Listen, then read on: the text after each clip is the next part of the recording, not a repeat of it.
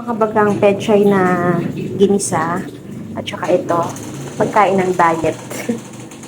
Kain po. Sarap po.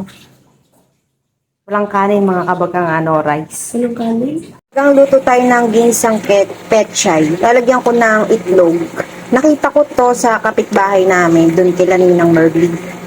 Nilalagyan nila ng itlog, igigisa lang nila sa bawang sibuyas. Dapat nga may kamatis, kaso wala akong kamatis. And then, ilalagay nila itlog. Masarap pala mga kababang. Ayan. Pechay. Diba kasi diet nga ako, wala akong rice, ito lang yung kakain. Tsaka meron akong honeydew. Lagay ko ng itlog. Ay, yan, ganyan siya. Ayan.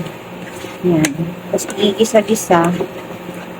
Para ang maluto ang itlog. Ayan. Ginisang pechay sa itlog. Sarap. Ginisang pechay sa itlog. Ang sarap ng ulam natin mga kabagang. Ayan. Pechay tsaka itlog. Ayan. Kain po tayo. Thank you, Lord. Thank you, thank you.